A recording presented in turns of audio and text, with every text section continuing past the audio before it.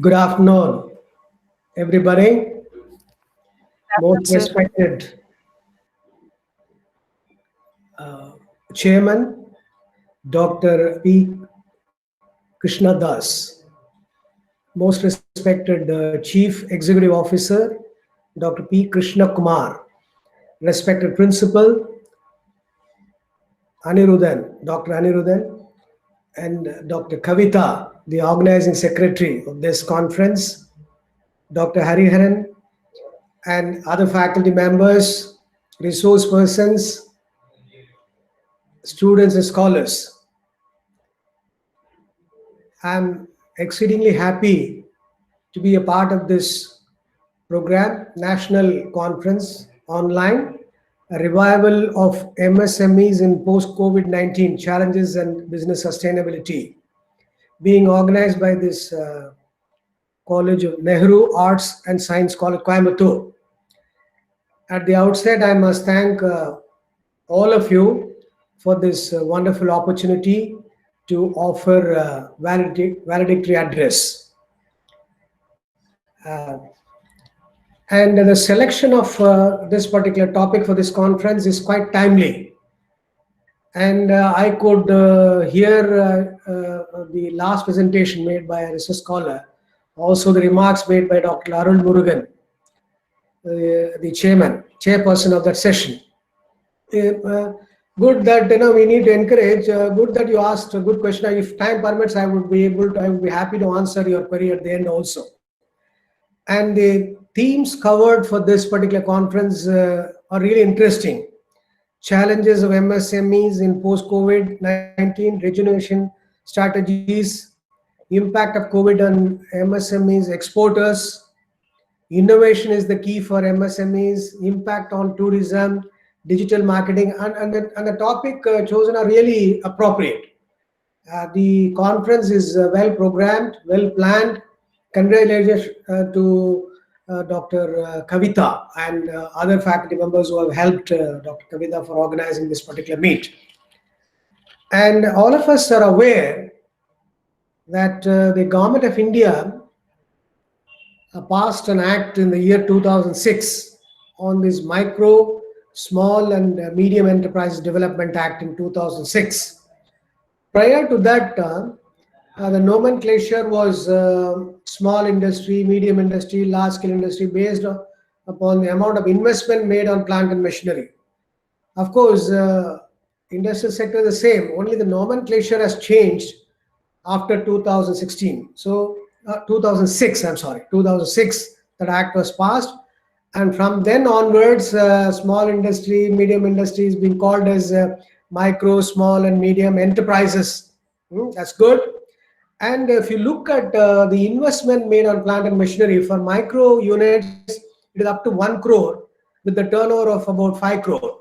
And for medium, investment up to 50 crore and turnover up to 250 crores. Of course, you would have learned everything in the morning session through the deliberations made by all the resource persons.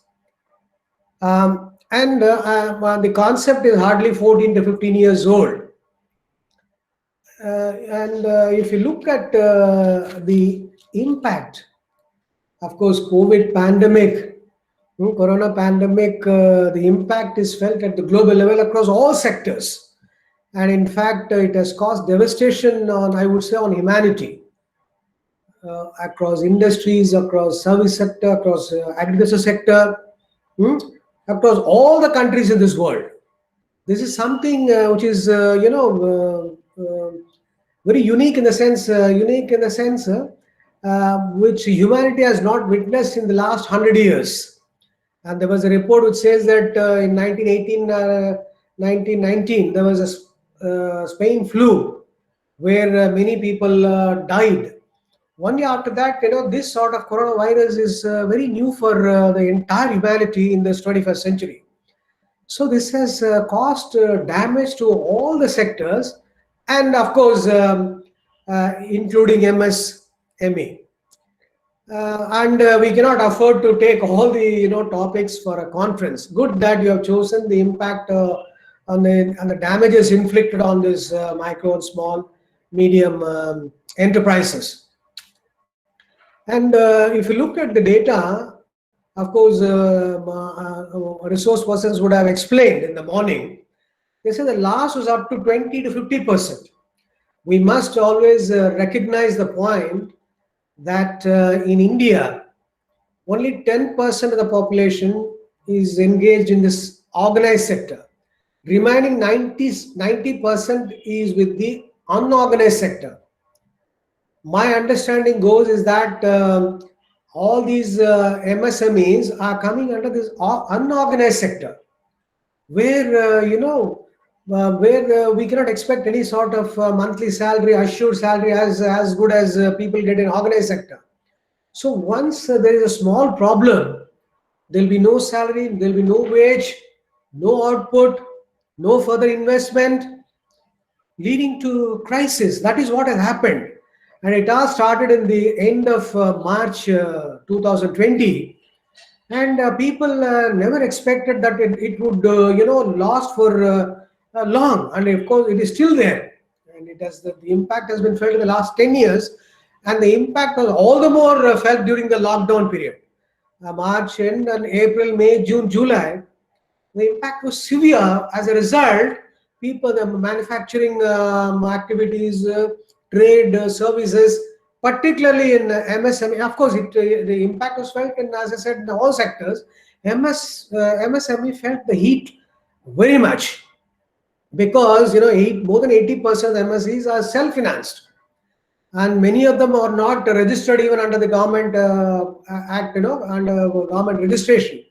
So many of them are suffering silently. Many of them are suffering silently, and surveys which were taken by the IIM Bangalore also could not capture the entire picture, the entire sufferings and the hardship which this MSME underwent during this period.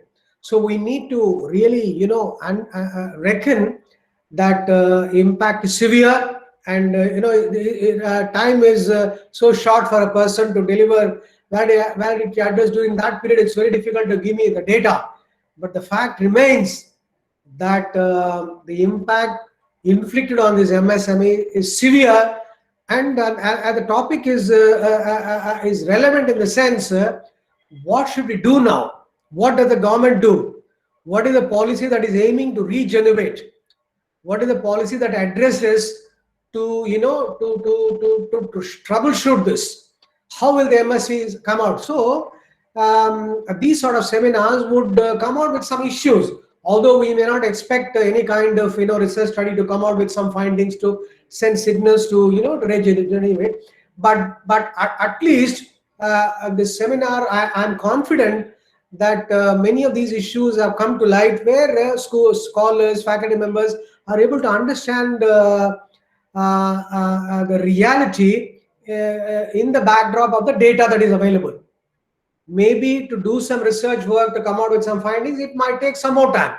Maybe down the line, in another 1 or 2 years or 3 years, people would take up this topic, conduct both primary survey and collect secondary data to work upon it, and then to come to any sort of conclusion.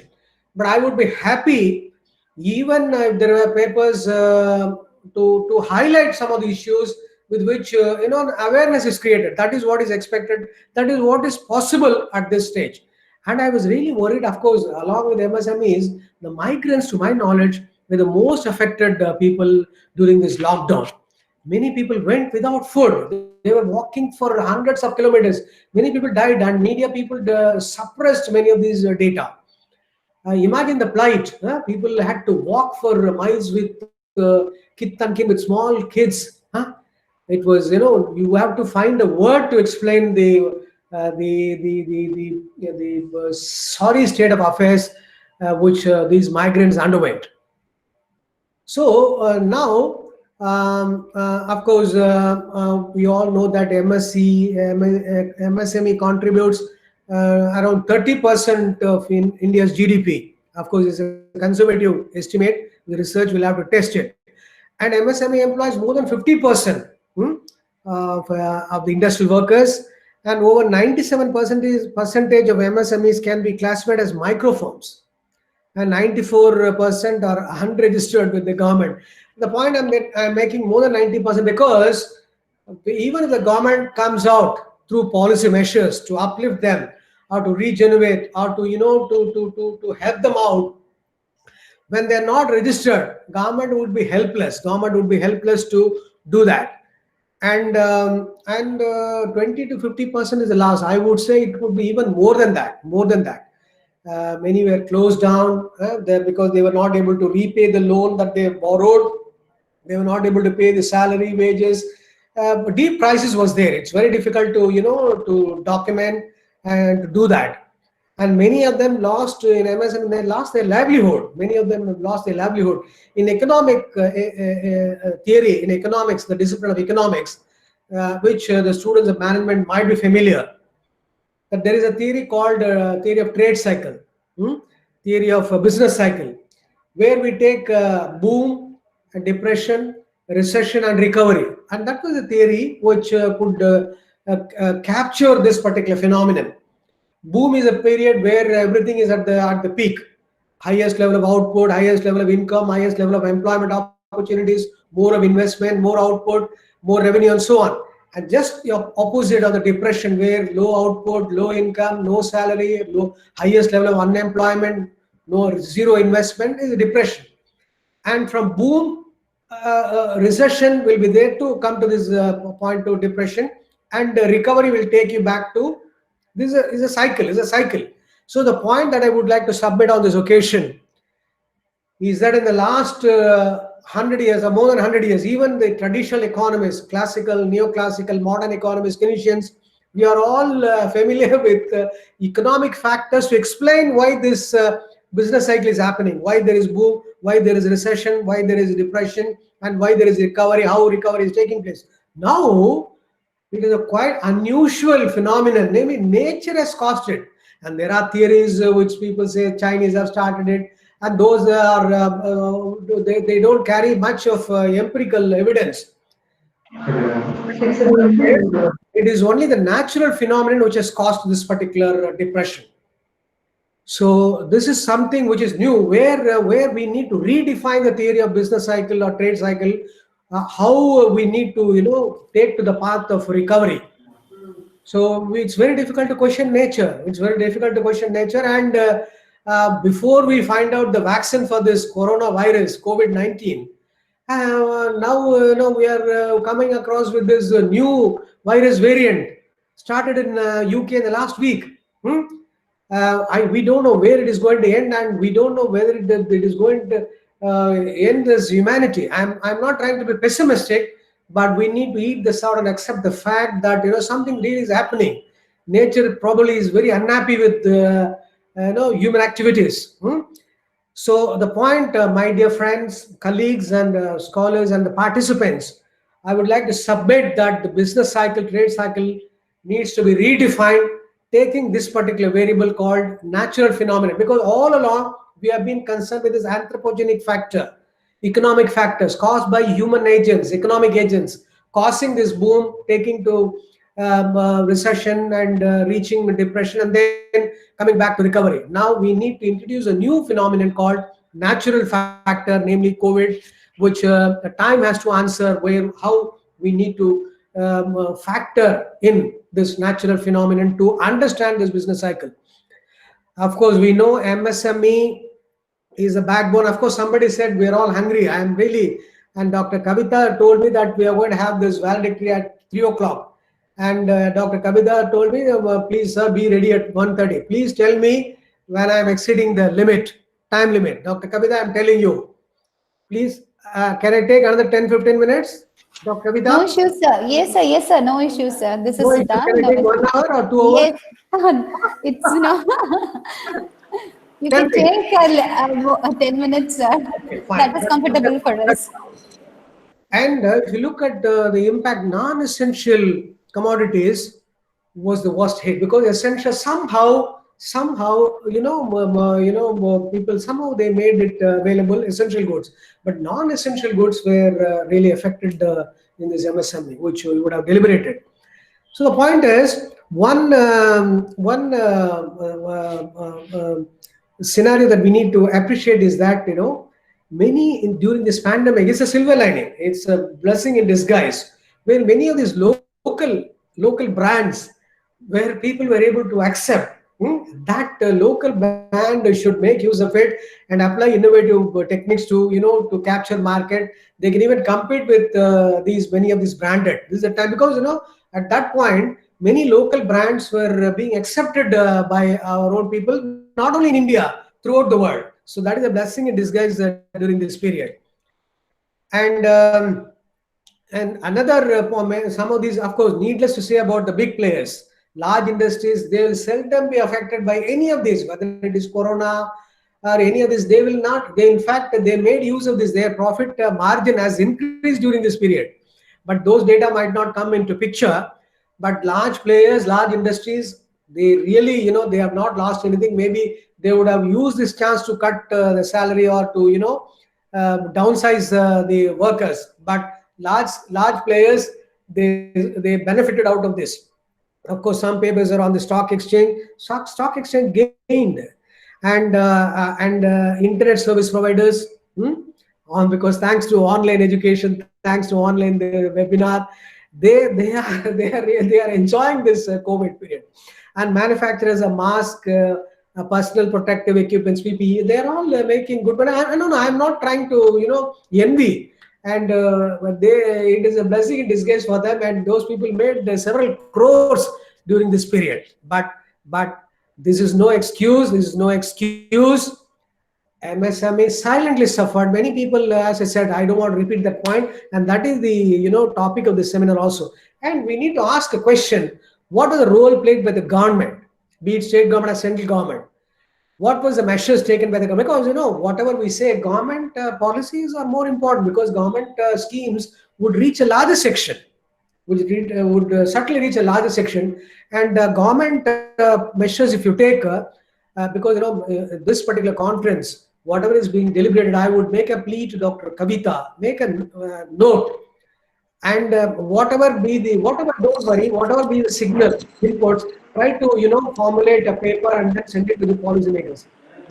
Yes, sir. Not certainly it will be of some use to the policymakers. And government measures to regenerate this MSME during this period is loan guarantees and immediate liquidity provision. And number 2, loan extensions and penalty waivers. Third one, interest rate reduction on future loans. These are the tall claims made by the government. We need to really do some survey to find out whether government really extended all these to the real needs of MSME. But these were the measures claimed by the government of India. All the 3 measures. And I just came across a paper by IIM Bangalore. They say, unfortunately, all these measures could not be used by these MSMEs because they could not stand to benefit from these government policies. We need to conduct a survey to find out. But all the policies which I made a mention about, all these 3 loan guarantees, loan extension, interest rate reduction, and MSMEs could not make use of it. Someone can take up a topic and conduct a survey and find out the results.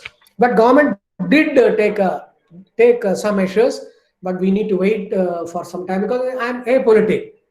I'm not saying government has done a good job, but government had taken some measures, and time has to answer whether these government measures have reached the real needy. And there are the 4 or 5 themes which I read out in the beginning, taken up for this particular conference. One particular theme really interested me, namely innovation is the key. As Dr. Kavita, my student, my scholar, introduced me, that I am the director in charge for this Bharadas University Entrepreneurship Innovation Career Hub. And under this, we are trying to, sensitize people, sensitize students, scholars, everyone to understand innovation in perspective. And MHRD, Ministry of Human Resource Development, had identified about 30 universities in India to implement this career and innovation entrepreneurship program in India, in 30 universities. And of the 30 universities, 7 universities are in Tamil Nadu. And Bharadas University is one of the universities. I'm really proud to say that our university has been identified to implement this innovation career program. I'm making this point because Now we are, everybody knows the simple fact that we are undergoing this Industry 4.0. Industry 4.0 is a huge package where the underlying fact is digitization. Digitization of all manufacturing, trade, services, even this education, this online digitization, thanks to this webinar, online education. So there is enormous scope. I'm confident someone was making a point that there was papers relating to Internet of Things, artificial intelligence, big data analysis, and all that. I'm only making a plea for students and scholars, to focus more on that. Thereby, we are keeping the pace with the latest developments, because even MSMEs who are in the nascent stage to take the best use of digitization, they will certainly come up in the another 3 or 4 to 5 years. There's no doubt about it. And even if those industrial MSMEs can also, to learn to digitize their process by, leveraging the experts there in the research field, so that, there's enormous scope for them to, to come back to normalcy. Resilience as of now is less. Resilience is a concept which says that, ability to recover from shock. It's a heavy shock. And but humanity has got the power to come back to normalcy.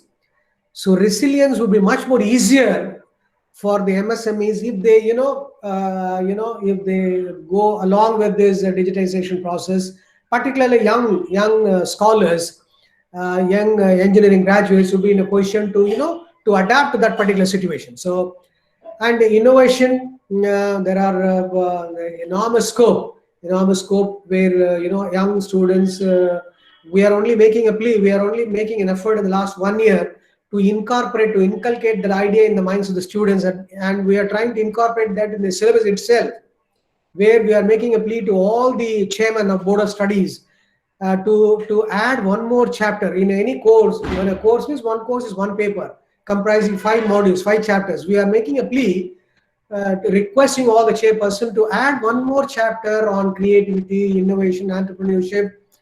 Thereby, when they do their UG or PG program, when they do it for 3 years plus 2 years, 5 years, when they do this, when they're exposed to these concepts, they'll be corporate ready, they'll be innovator ready. Otherwise, now the data shows that out of 100, only 1 or 2 becoming entrepreneurs.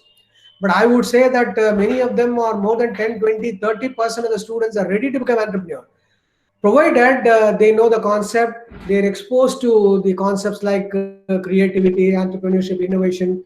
So I am only making use of this opportunity to request all the chairmen or the members who are there in the board of studies to make a conscious effort to add one chapter, and don't feel it as a burdensome. Even for that last chapter, you need not have a test, you need not reckon that for the examination, but give them some sort of training for creativity or entrepreneurship, but pertaining to that particular subject. So that is possible, and because that is a mandate that we have. MHRD has given us 15 crore rupee, 15 crore rupee to do this in Bharat University.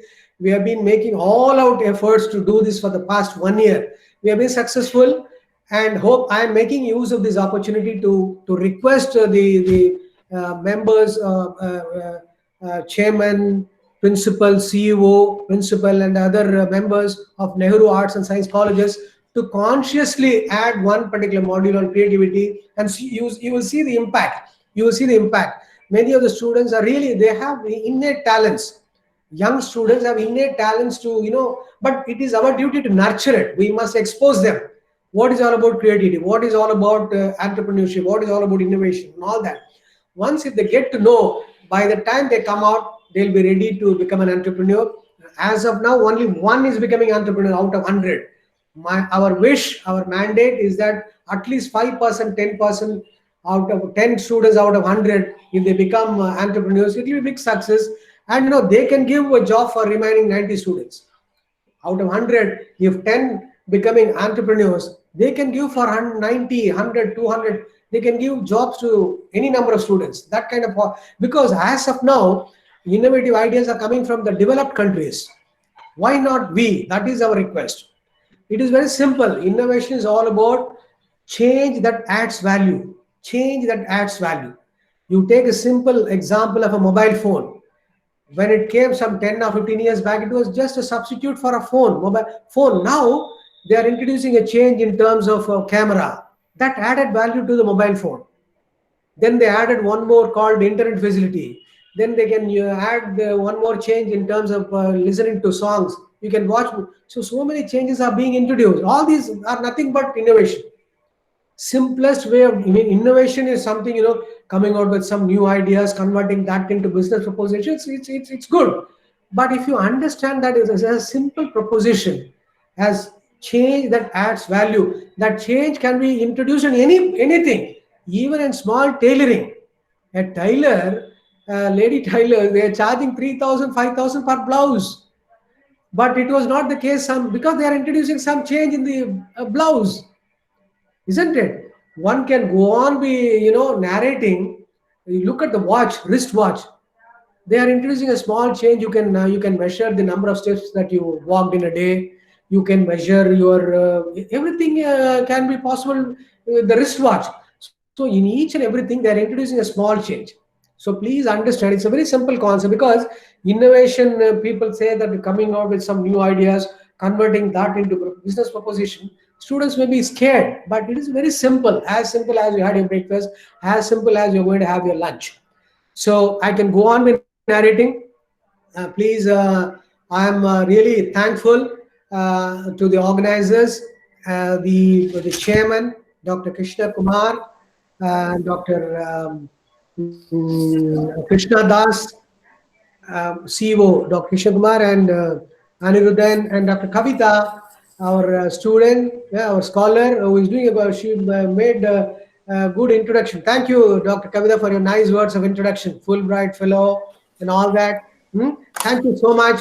And I'm exceedingly happy for this wonderful opportunity. I think I've taken only 30 minutes. And I'm not Yes, sir. wait for your lunch, because I must also go and have my lunch, isn't it? So I thank all of you, all the participants, all the scholars, all those who are responsible in getting up this particular conference.